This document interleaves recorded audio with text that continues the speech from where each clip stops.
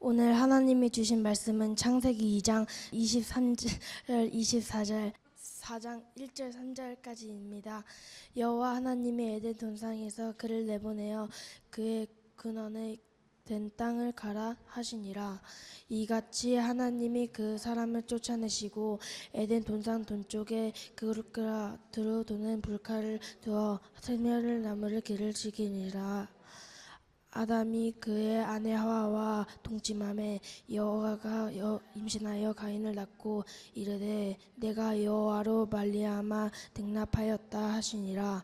그가 또 가인의 아우 아벨을 낳았는데 아벨은 양치는 것이었고 가인은 농사하는 자였더라. 세월이 지난 후 가인의 땅을 소산으로 제물을 삼아 여호와께 드렸고 아벨은 자기를 척척기와 그 기름으로 드렸더니 여호와께서 아담 그 제물을 받으셨으니라. 가인과 그 제물을 받지 않으시라. 가인이 몹시 분하여 안색이 변하니 여호와께서 가인에게 이르시되 내가 분하여 함을 어찌 됨이하냐 안색이 변함을 어찌 됨이냐 내가 선을 행하면 어찌 나을지 못하니라. 선을 행하지 않으면 죄를 문 앞에 있으니라. 제가 너를 원하니 너는 죄를 다스릴지라. 가인이 그의 아우 아벨을 대해 말을 하고 그들이 그들에게 이르되 가인이 그의 아우 아벨을 쳐 죽이니라. 이 말씀은 우리를 향한 하느님의 말씀입니다. 여러분 벌써 이제 더운 여름도 8월도 절반이 지나갔습니다. 이제 여름의 끝자락이 찾아오는 것 같습니다. 이번 여름 동안 뜨겁게 주님 사랑하셨길 축복합니다. 이 더운 8월의 딱 중간에 특별한 날이 있습니다. 바로 광복절이죠. 올해로 광복절이 80주년을 맞이하게 되었습니다. 여러분 너무 어려운 퀴즈예요. 저희 교회는 퀴즈는 아이들만 맞히는데 오늘 특별히 두 분도 맞히셔도 돼요. 여러분 제가 지금 방금 전에 광복이 몇 주년 됐다고 했죠? 80주년이에요. 그러면 광복절은 언제 있었을까요? 이야, 어렵죠? 2025 빼기 88 해보세요. 1000. 정답이에요. 도아는 뭐라고 그랬니? 자, 어쨌든 오늘의 퀴즈의 정답은 하임이가 맞췄어요. 여러분 그렇다면 청소년들 혹시 광복절이 정확히 어떤 날인지 아세요? 광복절. 네? 많은 사람이 희생한 날. 아니죠. 네, 그만해 주세요. 이렇게 좋은 의미만 갖다 붙이시면 안 돼요. 여러분 때로는 우리가 국어, 수학, 영어 공부 이렇게 잘하는 것보다 우리나라의 역사를 잘 아는 것도 중요할 때가 있습니다. 저는 우리나라 역사 아는 것이 참 중요하다고 생각합니다. 광복절 저녁에 제가 광복절과 관련된 영상들이 많이 떠서 이렇게 보다가요, 갑자기 저에게도 찾아온 궁금증이 있었습니다. 3.1절하고 광복절 8월 15일 3.1절 분명히 다른 날인데 이 두 날에 어떠한 차이점이 있을까? 이야, 이런 거 거의 논문으로 써야 될 것 같아요. 하진이 혹시 아니? 하진 그래도 고등학생이잖아. 3.1절과 8.15의 차이가 무엇일까요? 자, 어려워요. 오늘은 그냥 제가 설명해 드릴게요. 3.1절은 독립절이라고 되어 있어요. 영어로 Independence Day더라고요. 그러니까 독립한 날이라는 것입니다. 그리고 광복절은 영어로는 Independence Day가 아니라 National Liberation Day입니다. 그러니까 민족 해방절이라고 되어 있습니다. 왜 비슷한 게 한 사건 가운데 두 개가 기록되어져 있을까? 왜 두 개 다 우리에게 어떠한 특별한 날이 되었을까? 여러분 이번 두 번째 퀴즈입니다. 어른들도 맞춰보세요. 3.1절 날 우리나라의 독립이 이루어졌을까요? 맞습니다. 대단한데요. 그러면 대답은 노이죠. 여러분 3.1절은요, 아까 제가 광복절이 몇 년에 일어났다고 그랬죠? 1945년인데요 3.1절은 1919년에 일어났습니다. 26년 전에요. 그러니까 독립한 날을 선언한 날이 3.1절인 것은 분명한데 그 이후로 26년 동안 사실 우리나라는 독립되지 않고 어려움의 시간을 지나갔다는 것이죠. 이날 사람들이 전국 각지에서 태극기를 가지고 거리로 쏟아져 나와 태극기를 흔들며 만세 운동을 벌였습니다. 우리나라가 일제 침략 가운데는 있지만 우리나라의 독립을 원하는 국민들의 마음이 담겨져 있었던 날, 민족의 정신을 잃지 않고 이 의지를 굳게 다진 날이 3.1절입니다. 광복절 그 이후로 26년이 지나서 1945년 8월 15일 일제강점기가 종료가 되고 어둠에서 빛을 되찾은 날로 기념한다, 이렇게 되어 있었습니다. 사실 우리 중 누구도 그 시대를 경험해 보지 못했습니다. 참 어두웠던 나날이었을 것이죠. 두려움과 절망, 소망이 없는 시간이었을 겁니다. 그때를 살아갔던 한 청년이 있습니다. 우리가 잘 알고 있는 윤봉길 의사입니다. 그 사람이 일본 경찰에 잡혔을 때 신문서를 작성을 했는데요. 그 신문서의 내용을 제가 조금 가져왔습니다. 이렇게 되어 있더라고요. 나도 안다. 현재 조선은 실력이 없기에 당장 독립은 불가능하다. 하지만 세계대전이 발발하여 강대국들이 약해지면 조선과 주변국은 독립할 것이다. 즉 독립은 어차피 올 수밖에 없는 필연적인 결과이다. 나는 독립의고로서 그 시기를 앞당기려고 노력하는 것이다. 몇몇의 일본 장교를 죽였다고 크게 달라질 거라 생각하지 않는다. 다만 이로써 조선인들이 각성하고 다시 세계가 조선을 알게 된다면 그것으로 내 목적은 달성한 것이다. 지금 세계 지도에 조선은 일본으로 칠해져 있다. 하지만 이제 세계는 조선이라는 나라를 다시 알게 되었을 것이다. 참 많은 사람들이 이 3.1절 우리나라가 독립을 해야 한다라고 하고 26년의 시간을 지나가면서 자신의 피와 땀과 눈물과 노력과 모든 것을 들여서 우리나라가 독립을 이루어 간 것 같습니다. 광복절 빛을 되찾은 날, 여러분 빛을 잃어버리지 않았었다면 있을 수 없던 날이죠. 하지만 빛을 잃어버린 민족에게 소망의 날이 되었던 그날, 여러분 이것이 광복절입니다. 사랑하는 여러분, 우리에게 주일은 어쩌면 주님 안에서 광복절이 아닐까 그렇게 생각합니다. 세상 가운데 살아갈 때, 소망을 잃을 때, 여전히 이곳을 나가면 지칠 때, 우리의 삶이 무너져 갈 때 예수님으로 인하여 기뻐하는 광복, 다시 빛이 우리에게 찾아오는 날, 그날이 오늘의 예배의 시간이 되길 주님의 이름으로 축복합니다. 여러분 이 시간이 우리의 삶의 어둠이 밝혀지는 시간 되길 정말 바랍니다. 우리의 삶의 절망이 예수 그리스도로 인하여 소망으로 변해지는 시간, 오늘의 이 예배가 여러분의 삶의 빛이 되돌아오는 시간이 되어지길 주님으로 축복합니다. 자, 이제 좀 말씀으로 돌아가 볼까요? 여러분 오늘의 말씀의 제목은 이겁니다. 의좋지 않은 형제 가인과 아벨. 사실은 이 제목은요, 우리가 어렸을 때 보았던 의좋은 형제에서 가지고 와봤습니다. 여러분 의좋은 형제란 전래동화 아세요? 이게 사실 세대가 달라지면 보는 전래동화가 다르더라고요. 도야, 너 의좋은 형제 알아? 내가 그래서 너를 위해서 오늘 준비했단다. 옛날에 한 시골, 한 200년 전으로 가볼까요? 조선시대는 알지? 그때는 우리나라 사람들이 다 농업했어요. 아주 의좋은 형제가 한 마을에 살았었어요. 한 해 동안 열심히 이제 농사를 져서 이제 가을이 지나서 이제 추석 때쯤이 돼서 추수할 때가 와서 추수를 쌀을 다 이제 볕단으로 베었어요. 사이가 좋은 의좋은 형제니까 총 10볕단을 준비했는데 정확히 5개씩 나눠 가졌어요. 왜? 의가 좋으니까. 도와, 너를 위해 사는 말인데 네가 땅바닥을 보면 목사님의 마음이 속상해. 잘 들어줘. 자, 이것만 알아도 오늘 이 얘기만 듣고 돌아가도 너한테 좋을 것 같아. 근데 이제 갑자기 집에 돌아가서 저녁이 되었을 때 형님에게 이러한 마음이 생긴 거예요. 동생이 최근에 결혼했는데 이제 아이도 낳아야 하는데 나랑 똑같이 나누면서 가지면 좀 안 되지 않을까? 그래서 이 형님이 밤에 볏짚단을 2개를 이고 동생의 집에 갖다 줍니다. 더 늦은 밤, 동생의 마음에 이제 깜깜한 밤에 갑자기 이런 마음이 든 거예요. 형님은 아이들도 많은데 이제 이 아이들이 점점 커져가면 입이 더 늘 텐데 내가 형님에게 조금은 더 갖다 드려야 되는 것이 아닐까. 그렇게 해서 또 곡단을 갖다 줍니다. 다음날 아침이 되는데 놀라운 일이 일어났어요. 뭐예요? 분명히 갖다 줬는데 똑같은 곡식이 집에 창고에 있는 거예요. 너희들은 이 이야기 아니? 다행이다. 그랬어요. 계속 내가 그래서 얘기해 주잖아. 그래서 그 다음 날이 됐어요. 이상하다. 오늘 밤에는 내가 확실히 갖다 줘야 되겠다. 어저께 피곤해가지고 내가 꿈을 꿨나 보다. 또 2곡씩을 데리고 형님은 동생의 집에, 또 더 늦은 시간에 동생은 형님의 집에 똑같은 양의 곡식을 자꾸 왔다 갔다 하는 거예요. 다음 날 아침이 되면 어떤 일이 일어나요? 똑같이 곡식이 존재하는 거죠. 그래서 이 두 형제가 서로 얘기는 안 했지만 서로 같은 생각을 했습니다. 내가 자꾸 늦은 밤에 가니까 뭔가 문제가 있는 것 같다. 달이 환할 때 가자. 그렇게 달이 환한 날 이 두 형제가 서로의 집을 향해 곡식을 메고 갑니다. 그러다가 길에서 만났어요. 형님 이게 어떻게 된 거예요? 너는 더 필요할 것 같아서. 너는 무슨 일이냐? 형님에게 더 곡식이 필요할 것 같아서요. 서로의 그 뜻깊은 그 마음, 서로의 사랑을 알았었을 때 그 형제가 그 길 가운데서 끌어안고 울었다는 이야기. 여러분 바로 이것이 무슨 이야기라고요? 의좋은 형제 이야기입니다. 이렇게 참 좋은 이야기가 있어요. 여러분, 근데 오늘의 제목은 그와 반대가 됩니다. 의좋지 않은 형제. 제가 오늘의 말씀에 부제를 달아보았습니다. 잘못된 예배가 있을 수 있을까?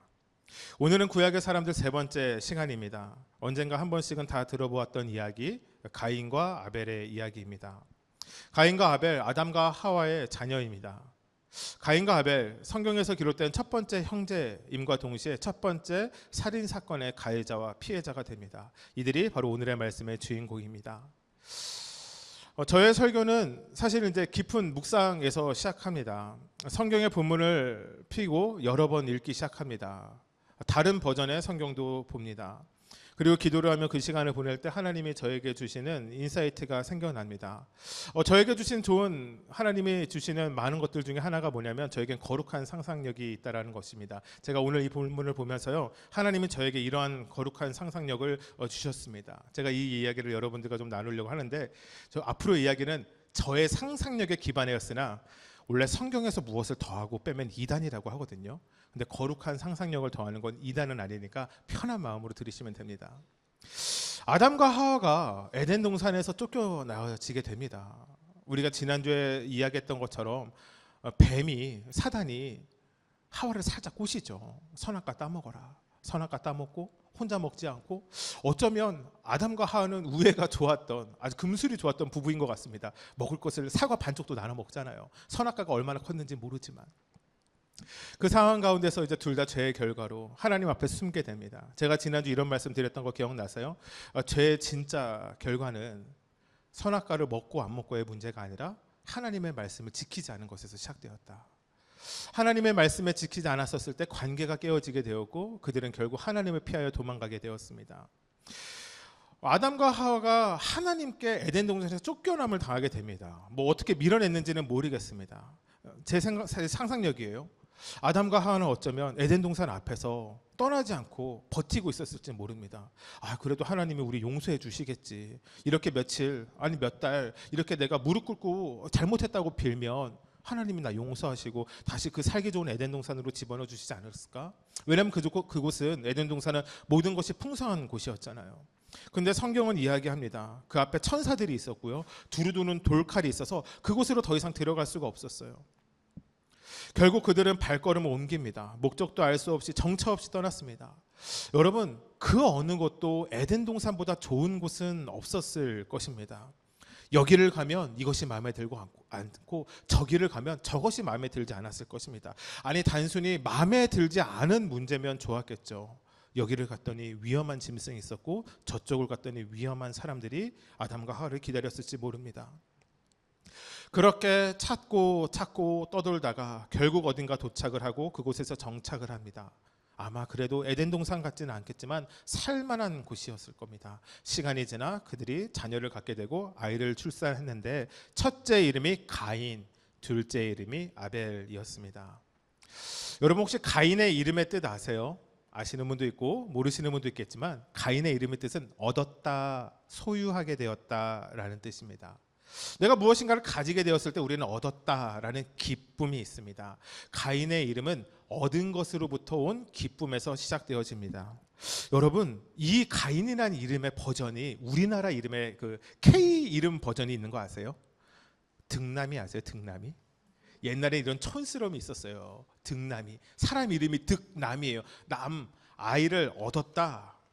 제가 봤을 때는 이런 득남인 것 같습니다. 자녀의 이름 지을 때 부모들이 아무렇게나 짓지 않아요. 자신의 원함, 소원, 감사, 상황 이런 것을 담아서 성경의 인물들의 이름이 지어지는 것을 보게 됩니다. 아담과 하와 첫째 아들의 이름을 가인으로 지은 것은 이런 마음이 그들에게 있지 않았을까요? 그들이 하나님 앞에 범죄하였으나 여전히 자신들의 하나님과의 관계가 끝이 났다 생각하지 않고 하나님이 그들에게 말씀하셨던 것, 이 후손을 통하여 뱀을 물리치시라는 하나님의 약속을 기억하며 아들을 낳았었을 때, 이 자녀가 나의 원수를 물리쳐 주겠구나 라는 마음이 아담과 하와의 마음에 있어서 그렇게 이름을 짓지 않았을까요? 하나님으로 말미암아 얻은 아들. 그것이 가인의 이름의 뜻이었습니다. 여러분, 둘째 아들의 이름은 무엇이라고요? 도아야, 뭐였니? 빨리 얘기해봐. 하이마, 둘째 아들 이름이 뭐니? 와, 이걸 어떻게 하면 맞아요, 아벨이에요. 여러분, 둘째 아들의 이름이 아벨입니다. 여러분 그런데 이 이름의 뜻이 좀 이상합니다. 아벨의 이름의 뜻은 무엇이냐면 허무하다, 공허하다, 한숨을 짓다. 여러분 첫째는 기쁨으로 얻었다라고 얘기하는데 그 둘째를 낳는 그 시간이 얼마인지 모르겠지만 왜 둘째 아이의 이름은 이렇게 되었을까요? 여러분 저도 히브리어를 잘 모릅니다. 성경을 읽다 원어가 궁금하면 사전을 찾아서 성경을 봅니다. 히브리어 원어로요, 이 아벨이라는 것은 헤벨이라고 읽습니다. 근데 이 단어가 어디에 쓰였는가 유난히 많이 쓰인 구절이 있는데요. 바로 솔로몬이 지은 전도서의 1장 2절에 이렇게 쓰여져 있어요. 제가 그냥 읽어드릴게요. 전도자가 이르되 헛되고 헛되며 헛되고 헛되니 모든 것이 헛되도다. 여러분 이것이 솔로몬이 쓴 전도서에 나오는 이야기인데요. 그러니까 이게 뭐냐면 내가 인생의 모든 것 다 가져보고 모든 것을 다 누려보고 모든 것을 다 하며 살아왔는데 인생의 마지막에 하나님 앞에서 나의 고백이 참 인생이 헛되군요. 헛되고 헛되니 모든 것이 헛되도다. 여러분 그런데 이것이 히브리어로 저도 모르는데 찾아왔어요. 이렇게 돼 있어요. 하벨, 하발림, 아마르, 코엘레트, 하벨, 하발림, 하콜, 하벨. 여러분 여기서 자주 등장하는 단어가 뭐예요? 하벨. 이 하벨, 바로 이 하벨이 아벨과 같은 것입니다. 아까 제가 뜻이 무엇이었다고 했죠? 허무하다, 공허하다, 한숨을 짓다, 속이 텅 비다. 여러분 정말 이상하죠? 첫째 아들의 이름은 믿음으로 지어진 고백 같습니다. 내가 그를 얻었다, 소유하게 되었다. 근데 둘째 이름의 뜻 가운데 믿음의 모습을 찾아볼 수 없습니다. 왜일까요? 무슨 일이 있었던 것일까요? 저는 이러한 상상을 해봅니다. 아담과 하와가 에덴 동산을 떠나 자식을 낳고 땀 흘리는 수고와 노력으로 세상을 살아갔습니다. 힘들지 않지만 그래도 다시 에덴 동산을 기억하며 하나님을 기억하며 살아갔을 것입니다. 첫 번째 아들을 낳고 이 아들에게 많은 기대를 했어요. 그래서 첫째가 기대가 큽니다. 그런데 그 첫째는 꼭 기대하며 커봤는데 첫째가 자랐는데 자신과 똑같은 인간인 거예요. 분명히 하나님은 자신의 후손으로 뱀을 멸하신다, 자신의 원수를 머리를 밟는다 이야기하셨는데 그러한 일은 일어나지 않아요. 사실 그러한 일은 우리가 알지만 구속사적으로 보면 예수 그리스도를 통하여 이루어지는 일이잖아요. 가인을 통해서 이루어질 일이 아니었잖아요. 그러니까 마음이 헛된 거예요. 그래서 둘째 이름 아벨, 허무하다, 공허하다. 그렇게 태어난 두 자식은 서로 다르게 자랐습니다. 다른 모습으로 살아갑니다. 다른 직업을 갖게 됐더라고요. 창세기 4장 2절 말씀 한번 볼까요? 그가 또 가인의 아우 아벨을 낳았는데 아벨은 양치는 자였고 뭐였어요? 가인은 농사하는 자였더라. 여러분 오늘의 말씀의 부제, 잘못된 예배가 있을 수 있을까? 여러분 잘못된 예배가 있을 수 있을까라는 말의 반대는요, 그러면 좋은 예배, 잘된 예배는 있을 수 있을까에서 시작되었습니다. 우리 이 말씀을 알고 있는 우리 작년 세대들은요, 아벨의 예배는 하나님이 받으시고 가인의 예배는 하나님이 받으시지 않았다라는 것을 압니다. 그러니 가인의 예배는 잘못된 예배, 아벨의 예배는 옳은 예배, 맞는 예배라고 이야기할 수 있겠죠. 사실 이뿐만 아니라 우리가 성경을 보게 되면 성경 곳곳에서 하나님이 기뻐하시는 예배, 하나님이 기뻐 받으시는 예배, 하나님이 즐거워하시는 예배가 있는 것을 보게 되고 또 반대로 하나님이 기뻐하시지 않는 예배가 있는 것을 보게 됩니다. 그리고 우리가 인생을 살아가면서도 우리의 삶에서도 또 우리 주변의 사람들을 보면서도 저 사람의 예배는 하나님이 정말 기뻐하시는구나, 저 사람의 예배 과연 하나님이 받으실까 고민하게 되어지는 부분들이 있습니다. 참 저는 오랜 시간 동안 찬양 인도자로 교회에서 그 맡은 일을 감당하였습니다. 그리고 사실 제가 교회 사역 가운데서도 정말 기뻐하는 일 중에 하나는 찬양을 인도하는 것이었습니다. 여러분 그렇게 한 일을 계속해서 하다 보니까요, 저에게 예배의 기준이 세워지게 되었어요. 예배를 드리는 것은 이러한 것이구나, 예배는 이렇게 드려야 하는 것이구나. 그런데 문제는요, 제가 저와 함께하는 청년들에게도 저의 기준을 그대로 갖다 맞추기 시작했다라는 거예요. 사실 저는 사역자고 청년들을 섬길 뿐인데 동일한 기준을 사실은 집어넣으면 안 될 텐데 제가 좀 그렇게 했던 것 같아요. 대부분은 사실 좋은 것이었습니다. 예배팀의 거룩함, 정결함을 위해서였습니다. 기도로 모임 준비하고 그들의 삶을 예배로 드리게 원하고, 예배를 준비하면 철저함을 더하고, 또 지치지 않게 청년들과 교제하고 즐거운 시간을 보내고. 여러분 제 열심이 더해질수록 참 놀라운 것은 청년들은 힘들어했던 모습을 보기도 하는 것 같아요. 그럼에도 사실 제 생각엔 변함이 없습니다. 왜냐하면 예배는요 정말 중요하기 때문입니다. 우리 청소년 여러분 잘 들으세요. 예배는 우리의 삶의 가장 중요한 가치입니다. 오스왈드 챔버스의 주님은 나의 최고봉 1월 6일자를 보게 되면 예배란 무엇인가를 이렇게 이야기합니다. 예배란 하나님께서 우리에게 주신 가장 좋은 것을 다시 하나님께 드리는 것입니다. 당신이 가진 최선의 것으로 무엇을 하시겠습니까? 그리고 이제 질문이 찍혀져 있는데요. 저는 이 답에 예배라고 생각합니다. 예배를 드리는 그것 외에 우리가 주님께 드릴 수 있는 것이 없습니다. 여러분 잘 들으십시오. 우리가 가끔 믿음이 충만해지면 막 이런 하죠. 하나님 내 삶을 주님께 드립니다. 여러분 근데 우리의 삶을 받으시는 하나님의 마음이 이러면 어떡하죠? 내가 꼭 받아야 되겠냐? 야, 네 삶이 거기서 거긴데 내가 너 받아서 어떻게 쓰냐? 하나님 우리에게 이렇게 얘기하면 어떡하세요? 그런데 하나님은 우리의 예배를 기뻐 받으시거든요. 그것보다 더 귀한 것이 없다라고 이야기하시거든요. 예전에 이런 일이 있었어요. 참 제 자신을 많이 반성하게 되어지는 일입니다. 한 청년이 주일 아침에 찬양팀 연습을 해야 되는데 피곤한 모습으로 나왔어요. 그 청년은 제가 참 많이 기대하고 참 많이 가까웠고 많이 신뢰하는 청년이었어요. 그 청년에게 이런 거 저런 거를 계속해서 그날따라 많이 물어보게 되었는데 그 청년이 저의 얼굴을 계속 피했어요. 왜 그럴까? 그런데 갑자기 이 청년에게 어떤 냄새가 스치고 지나가는 것을 느꼈어요. 술 냄새였어요. 술 냄새가 많이 나더라고요. 사실 저는 그 청년이 술을 마시는지 안 마시는지 너 어제 술 마셨어? 뭐 이런 거 안 물어보니까요. 잘 몰랐었어요. 근데 사실은 저에게 실망감이 컸어요. 아니 예배를 섬기는 청년이 그것도 이 예배팀 가운데서 가장 연장자인 이 청년이 이렇게 토요일날 준비되지 않고 그렇게 흥청망청 놀다가 나와서 예배를 섬기는 것이 맞나? 저는 그때 이렇게 생각이 들었어요. 그렇게 드려지는 예배는 잘못된 예배다. 그런데 시간이 지나면서 이런 생각이 들기도 했어요. 아, 내가 참 그 청년을 이해하지 못했구나. 사실은 전 그래서 그 청년에게 더 이상 그 이후에 그 청년이 맡고 있던 사역 외에 다른 사역을 맡기지 못했어요. 왜냐하면 제 개인적인 실망감에 문제가 있었기 때문이에요.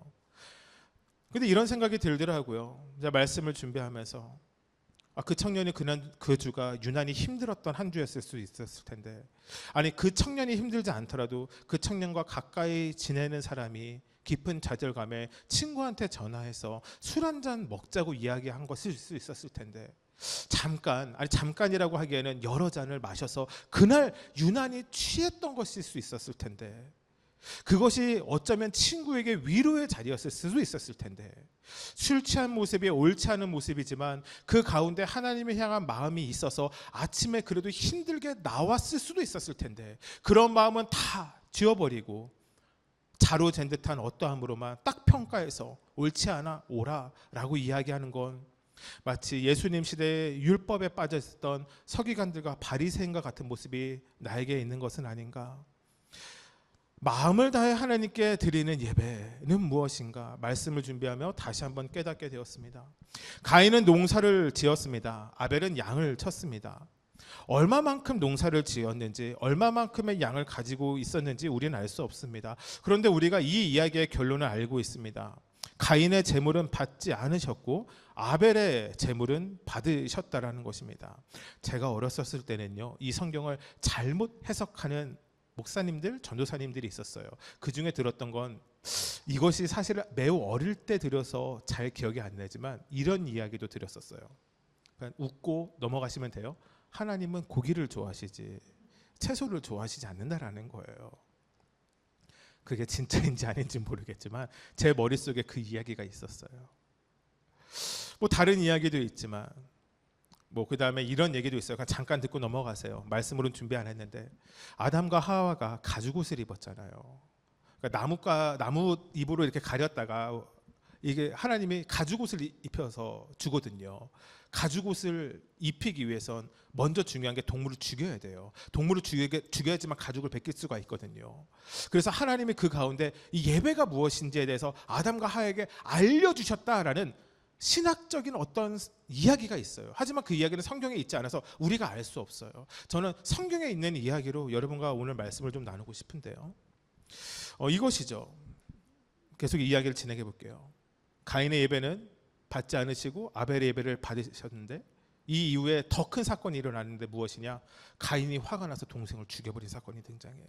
여러분 정말 이상하지 않아요? 예배가 무엇이라고? 예배에 실패했다라고 생각을 해봅시다. 저는 사실은 예배에 실패한 적이 참 많은 사람인 것 같아요. 예배 실패의 경험이 무엇인지 압니다.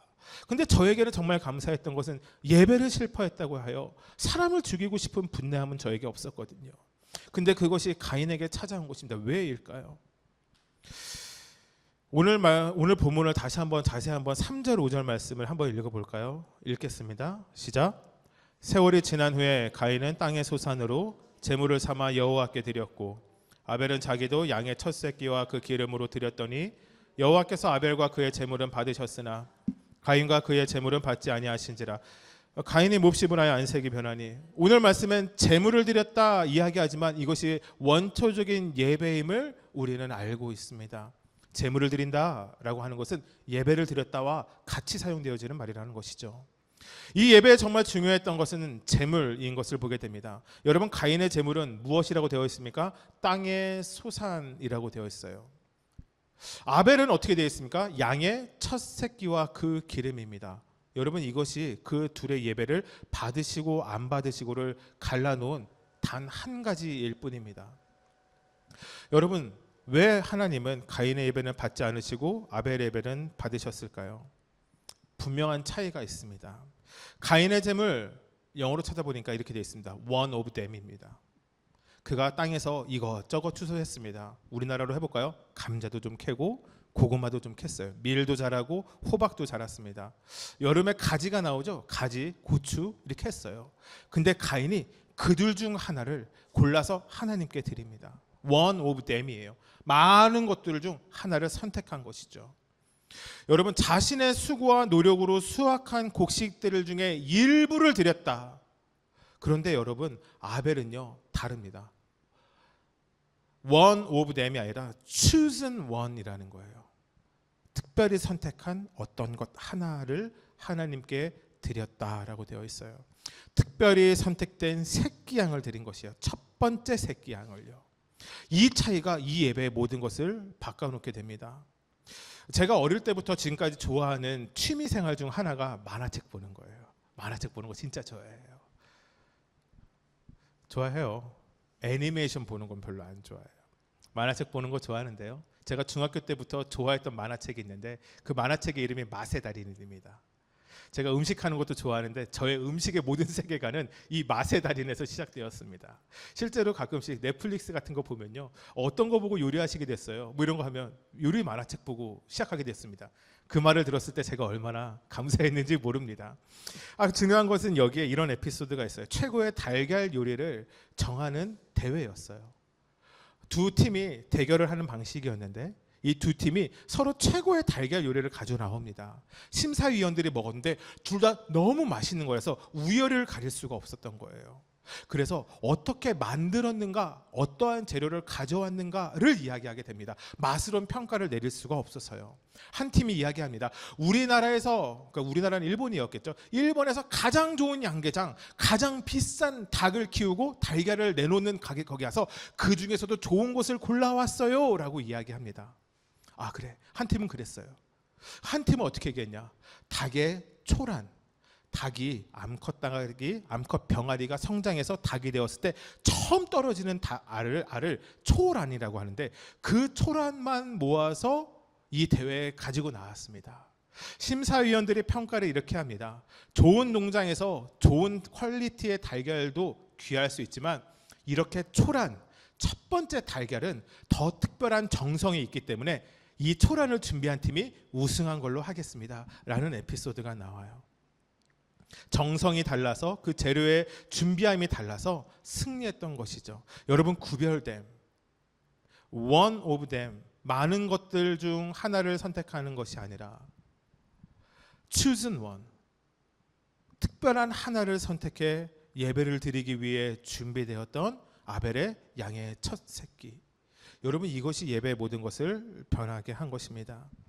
여러분 우리가 몇 주 뒤에 다룰 이야기지만 여러분 이 구별됨이라는 것은 정말 우리에게 중요한 가치입니다. 왜냐하면 하나님이 우리를 구별하셨기 때문입니다. 하나님이 우리가 한 3주 정도 뒤에 이제 모세의 이야기를 다룰 때 이 이야기를 할 것 같은데요. 하나님이 이집트에서 살고 있었던 이스라엘 백성을 가나안으로 이끌어 가시길 마음에 이제 결정을 하시죠. 이스라엘을 왜 가나안으로 이끌어 가셔야 했을까? 레위기 22장 31절에서 33절은 이렇게 이야기합니다. 제가 읽어 드릴게요. 너희가 내 계명을 지키며 행하라. 나는 여호와이니라. 너희는 내 성호를 거룩하게 함을 받을 것이니라. 나는 너희를 거룩하게 하는 여호와요 너희의 하나님이 되려고 너희를 애굽 땅에서 인도하여 낸 자니 나는 여호와니라. 여러분 여기서의 우리의 구별함이 무엇일까요? 우리의 하나님. 모든 사람의 하나님이지만 특별히 하나님의 자녀를 사랑하는 하나님의 자녀들에게 하나님은 오늘 이렇게 이야기하고 계시는 겁니다. 나는 너의 하나님이야. 많은 사람들이 하나님이지만 하나님은 우리를 특별히 구별하여 나는 너의 하나님이야. 제가 거룩이라는 히브리어 말을 참 좋아합니다. 코데시라고 하는 단어인데요. 오늘은 히브리어가 많이 나오네요. 코데시. 여러분 제가 이 얘기를 어저께 설교를 준비하다가 한 것 같아서 찾아보니 쇼츠의 이 부분이 제가 그대로 정리하고 쇼츠에 그대로 있는 걸 찾았어요. 그러니까 옛날 거 그래요. 한번 다 여러분 잊어버리셨을 거라 생각하고 한 번 더 얘기할게요. 코데시의 이름의 뜻은요. 잘라내다예요. 나뭇가지 같은 걸 나무를 지르는데 잘못 자라는 거라서 잘라낼 때가 있죠. 갈라지다, 구별되어지다. 여러분 이것이 코데시인데 이 단어의 뜻이 거룩함. 이집트에서 430년을 살아가며 요셉의 자손들은 하나님을 잊어가기 시작합니다. 이집트가 화려했거든요. 풍요로웠거든요. 모든 것이 넘쳐났거든요. 여러분 그런 상황 가운데서 우리는 하나님을 자주 잊게 됩니다. 이집트의 사람들과 함께 살아가니 하나님을 예배할 수 없게 되온 것이 이스라엘 백성들의 모습이었습니다. 그래서 하나님이 그들을 이끌어내기로 작정하셨어요. 하나님이 약속하신 가나안 땅, 여러분 그곳은 단순한 풍요의 땅이 아니라 하나님을 예배드릴 수 있는 땅이었기 때문입니다. 여러분 이것이 바로 구별입니다. 잘라내어지는 것, 거룩해지는 것, 이집트가 아닌 가나안으로 나아가야 하는 것, 세상의 땅이 아니라 하나님이 약속하신 땅으로 가야 하는 것, 세상의 사람들이 아니라 하나님의 자녀들로 살아가야 되는 것, 동과 서가 먼 것처럼 흙과 백이 섞일 수 없는 것처럼 구별되어지는 것, 구별하는 것, 여러분 이것이 바로 하나님의 구별하심이었다라는 것이에요. 여러분 이것이 우리의 모습입니다. 그러면 우리의 예배는 어떠해야 될까요? 여러분 우리의 예배도 구별되어져야 되지 않을까요? 여러분 우리의 최선으로 하나님을 만나야 하지 않을까요? 여러분 우리의 예배가 여러분 좋은 친구들, 좋은 사람들, 나의 삶에 귀중한 것을 대하는 태도보다 더 특별해야 하지 않을까요? 하나님이 우리에게 원하시는 것, 하나님과 만나는 그 시간, 그 예배가 특별하게 원하신다면 우리가 그것에 반응해야 하지 않을까요? 조금 과격하게 이야기해 볼까요? 우리 친구들 한번 잘 들어봐요. 여러분 지금의 이 예배의 시간이 여러분이 훨씬 더 많은 시간을 보내는 세상의 다른 일과 같은 정도의 시간이라면, 별 다를 바가 없다면, 여러분이 세상 가운데서 즐거워하는 시간과 이 시간이 동일한 즐거움으로 여러분에게 느껴지신다면 여러분 어쩌면 그것은 예배가 아닐지 모르겠습니다. 왜냐하면 하나님은 우리에게 더 특별한 것을 원하시고 기대하시길 때문입니다. 여러분 그러니 예배 똑바로 잘 드리는 인생 되시길 주님으로 축복합니다. 이제 그 특별한 구별함으로 드려졌던 아벨의 예배와 제물을 생각해 봅시다. 왜 하나님은 아벨의 예배를 기뻐하셨을까요? 왜 하나님은 아벨의 예배를 기뻐하셨을까요? 제가 저희 집에 자주 가지 못합니다. 저희 어머니 집에 뭐라고 그러죠? 본가라고 하죠. 본가는 잘 안 가고 처가만 가가지고 잘 기억이 안 나요. 본가에 가끔 가게 되면 명절 때나 갑니다. 명절 때나 가게 되면요, 어머니가 특별히 냉장고에서 꺼내어 주시는 음식이 있어요. 제가 지난주에도 조금 이야기했었는데 바로 김치입니다. 그러니까 정확한 게 뭐냐면 김치인데 새로 썰어낸 김치입니다. 제가 언젠가 이상해서 이런 생각을 해봤어요. 김치가 그동안 안 먹었나? 그래서 안 먹다가 내가 오니까 꺼내주시는가. 그래서 언젠가 한번 냉장고 열어봤더니 그 김치통 있잖아요. 플라스틱으로 냄새가 빠져나가지 않는 통. 거기에 김치가 있더라고요. 가족이잖아요. 30년 넘게를 같이 살았는데. 그럼 그냥 그 김치통 하나 탁 올려서 저희 집에서는 그렇게 먹거든요. 열어가지고 그냥 먹으면 되잖아요. 근데 어머니는 저에게 그렇게 해주시지 않는 거예요. 어머니의 마음이 그렇지 않았습니다. 김치만큼이라도 새로 썰어주는 건 저는 그것이 구별됨이라고 생각되었습니다. 그리고 그 구별됨 안에 무슨 마음이 있는가? 사랑이 있는 거예요. 작은 것인데. 여러분, 때로 우리는 사랑이 받는 우리가 좋은 것으로 생각합니다. 나에게 좋은 것을 줘야 사랑이라고 생각합니다. 여러분, 그런데요, 진짜 사랑은 주는 사람의 마음이 담겨져 있더라고요. 진짜 사랑은 그것을 준비하는 사람의 마음에 담겨져 있을 때를 보게 됩니다. 아벨의 삶에 하나님을 향했던 이 예배가 특별했던 것이에요. 양은요, 1년에 2번 정도 출산을 한다고 합니다. 한 번 출산할 때 1마리 혹은 2마리밖에 출산을 안 해요. 많이 낳지 않는 거죠. 임신해 있는 기간이 5개월 정도 된다고 합니다. 아벨에게 아마 이런 마음이 들었을 겁니다. 아, 이제 조금 있으면 하나님을 예배하는 때가 찾아오는구나. 그때 아벨에게 이러한 마음이 들었던 거예요. 지금 새끼를 베는 양이 있는데. 그때부터 그 양을 잘 보았겠죠. 먹이도 좀 더 깨끗한 먹이, 깨끗한 물을 먹이고, 새끼를 낳았을 때 그 새끼를 정성스럽게 받아서 아무렇게나 키우는 것이 아니라 어머니 옆에서 애가 잘 클 수 있게 새끼를 키웠을 겁니다. 그리고 예배하는 날 그렇게 귀하게 키웠던 양 새끼를 하나님 앞에 가지고 나아갑니다. 양을 죽이고 기름을 도려내서 하나님께 불태워 하나님께 예배를 드립니다. 여러분, 아벨의 마음은 무엇이었을까요? 이것을 준비하는 모든 시간 동안 그의 마음에 하나님을 향한 감사의 마음이 있지 않았을까요? 기쁨의 마음이 있지 않았을까요? 사랑의 마음이 있지 않았을까요? 하나님, 감사합니다. 저에게 이 모든 것을 주셔서 감사합니다. 하나님, 제가 이 많은 양들을 키우는데 이 양들이 다 주님의 것입니다. 새끼를 낳게 되었는데 이 새끼도 주님의 것입니다. 저의 가장 귀한 것이지만 아낌없이 당신께 드립니다. 여러분, 그 마음 없이 아벨이 어떻게 이러한 예배를 준비하고 드릴 수 있었겠습니까?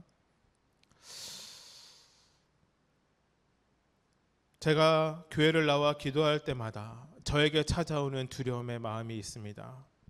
제가 이 두려움의 마음을 여러분과 함께 나누며 여러분이 또 이 교회를 위해 같이 기도해 주셨으면 좋겠습니다. 가장 큰 건 이것입니다. 성도가 안 늘면 어떡하지?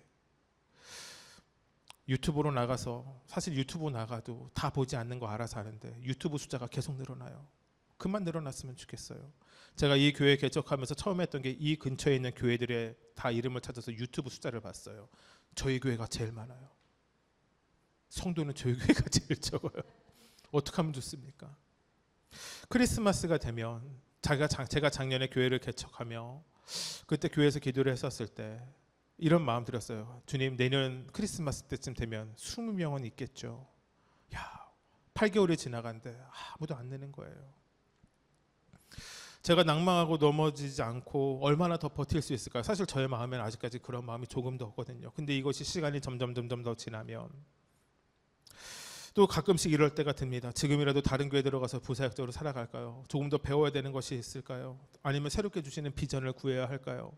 이제는 전문인 목수가 되어야 될까요? 저 목수 하시는 거 아세요? 저 직업이 목수예요. 네, 그렇습니다. 그렇게 기도할 때 사실은 하나님이 저에게 이렇게 말씀해 주시면 좋겠다 이렇게 얘기했는데 이번 주에 하나님이 저에게 마음을 좀 주셨어요. 성우야, 괜찮다. 난 너의 예배가 좋다. 말씀을 준비하며 하나님이 저에게 주신 마음이 이것이었어요. 그래도 이 예배가 너에게 아벨의 그 첫 새끼, 양의 새끼와 같지 않니? 그러면서 하나님은 저에게 이 말씀을 떠오르게 하셨어요. 마태복음 22장 37절인데 우리 같이 한번 믿음으로 고백해 볼까요? 시작. 마음을 다하고 예수께서 이르시되 마음을 다하고 목숨을 다하고 뜻을 다하여 주 너의 하나님을 사랑하라. 여러분, 이것이 예수님이 우리에게 알려주신 첫 번째 계명이에요. 예수님이 우리에게 가장 중요한 계명, 첫 번째 계명을 이야기하셨을 때 선교 많이 해라. 전도해서 교회의 성도들이 넘치게 해라. 설교를 잘하는 사람이 되어라. 기도를 많이 하는 사람이 되어라. 어떤 사역에 두각을 일으키는 사람이 되어라 라고 이야기하시는 것이 아니라 가장 중요한 계명은 이것이니 마음을 다하고 목숨을 다하고 뜻을 다하여 주 너의 하나님을 사랑하라. 여러분, 이것이 저와 여러분의 사명임을 믿으시길 주님의 이름으로 축복합니다. 예수님이 우리에게 이렇게 말씀하셨어요. 이 땅에 살아가며 가장 중요한 첫 번째 계명, 하나님 사랑하라는 것이에요. 하나님을 사랑할 때 진정한 예배가 우리의 삶 가운데 시작되어지기 때문입니다. 하나님이 받지 않으시는 예배 잠깐 이야기하고 말씀 마무리할까요? 하나님이 예배를 받으시지 않는다라는 것을 가인은 단번에 알았습니다. 모르겠어요. 어떻게 안지 모르겠어요. 여러분, 혹시 엘리야의 예배 때 엘리야가 바알과 아세라, 우리가 언제 엘리야에 대해서 나눌지 모르겠지만 영적 전쟁을 벌이거든요. 각자의 제물을 준비해 놓고 불이 떨어져서 불로 이 제물을 태우면 예배를 받으신다라고 하는 장면이 성경 구약 성경에 등장해 있는데, 곡식의 소산과 양의 기름을 했었을 때 하나님이 어떻게 예배를 받으셨는지 모르겠어요. 중요한 것은 아벨의 예배는 받으셨다라는 것을 가인도 알고 아벨도 알았고, 가인도 깨닫게 된 것은 내 예배는 하나님이 받으시지 않는구나라는 걸 알았다라는 거예요. 5절 말씀을 보면 이렇게 됐어요. 가인과 그의 재물은 받지 아니하시니라. 가인이 몹시 분하여 안색이 변하니. 여러분, 이 말씀이 여러분에게 좀, 사실은 오늘 제가 이것과 예배 그리고 예배 공동체에 대한 이야기를 준비하려고 했는데 말씀이 길어지게 될까 봐 이 부분은 준비하지 못했어요. 예배를 드리게 되면요, 특히 앞에서 인도하는 사람들은 참 놀라운 광경을 보게 되는데요. 동일한 장소에서 동일한 말씀과 예배를 드릴 때 은혜를 받는 사람과 은혜를 받지 못하는 사람이 있다는 것을 알게 됩니다. 시간을 길게 보았었을 때 1년, 2년, 3년 그 성도를 보았었을 때 그 어떠한 성도의 예배와 찬양에는 늘 기쁨과 감사가 있는 것을 보게 됨과 동시에 어떤 성도에게는 늘 예배의 자리에 지킴에도 불구하고 기쁨도 없고 감사도 없고 믿음도 없는 모습을 보게 됩니다. 사람이니 잘못 볼 수 있죠. 여러분, 그런데 진짜 하나님을 사랑하는 모습은 우리의 예배로 다 표현이 되지 않습니까? 너무 마음이 어려운 거예요. 제가 설교를 준비하지 않은 이야기를 설교 시간 안 하지만 잠깐 하고 말씀을 마무리할게요. 저는 이 생각이 들었었습니다. 아벨의 예배는 온전한 예배였지만 아담과 하와 이 가정의 공동체는 어쩌면 깨어진 공동체는 아니었을까. 아벨만 예배를 잘 드리고 가인은 예배를 드리지 못하는 인생이었던 거예요. 그 둘의 사이가 의좋은 형제였다면 어쩌면 가인이 예배를 준비했었을 때 동생이 가서 얘기할 수 있겠죠. 형, 그렇게 많은 것들 중 많은 것으로 하지 말고 올해 농사 지은 것 중에서 가장 스페셜한 걸로 하나님께 예배 드려보면 어때? 그랬다라면 가인도 아벨의 예배도 하나님 앞에서 기뻐 받으시는 예배가 될 수 있었을 텐데. 찬양 들어주시겠어요? 말씀을 마무리할게요. 여러분, 아벨의 예배를 히브리서 11장 4절은 이렇게 이야기합니다. 메시지 성경으로 제가 준비했는데요. 같이 읽어볼까요? 믿음의 행위로 아벨은 가인보다 나은 제물을 하나님께 드렸습니다. 중요한 것은 그가 드린 제물이 아니라 그의 믿음이었습니다. 하나님이 주목하시고 의롭다 인정해 주신 것은 다름 아닌 믿음이었습니다. 수많은 세월이 흘렀으나 그 믿음은 여전히 우리의 눈을 사로잡습니다. 히브리서를 통해서 우리는 정말로 아벨의 이 예배의 본질이 무엇인지 깨닫게 됩니다. 믿음이었습니다. 제물의 크기, 귀한 무엇에 있는 것, 그 특별한 구별함에 있는 것, 여러분, 이것이 믿음에서 시작된 것이었습니다. 아벨의 믿음, 이것이었겠죠. 이 제물을 받으실 하나님이 기뻐하시겠지. 이 제물 가운데 함께 즐거워하시는 하나님을 찬양해야겠지. 자신의 삶을 이끌어 가시고 인도하시는 하나님을 신뢰하는 믿음. 여러분, 이 모든 믿음이 아벨에게 있었던 것이에요. 여러분, 이 믿음이 저와 여러분의 예배가 되어지길 주님의 이름 축복합니다. 우리의 삶이 믿음으로 하나님께 드려지게 되길 주님의 이름으로 축복합니다. 여러분, 우리 시간 같이 한번 기도합시다. 여러분, 이 시간 기도하실 때 그래도 조금은 우리가 좀 회개하며 주님께 나아갔으면 좋겠어요. 하나님, 나의 삶 가운데 하나님 믿음으로 드려지지 않았던 많은 예배들이 있었음을 고백합니다. 하나님, 이제는 그러한 예배로 살아가지 않는 인생 되게 하여 주시옵소서. 하나님, 온전히 기뻐하는 믿음이 하나님 구별되어지는 믿음이, 하나님을 향해 특별한 믿음이 우리 안에 생겨나게 하여 주시옵소서. 우리 시간 주의 이름 부르고 같이 한번 믿음으로 기도하며 나아갑시다. 주여. 하나님 아버지 감사합니다.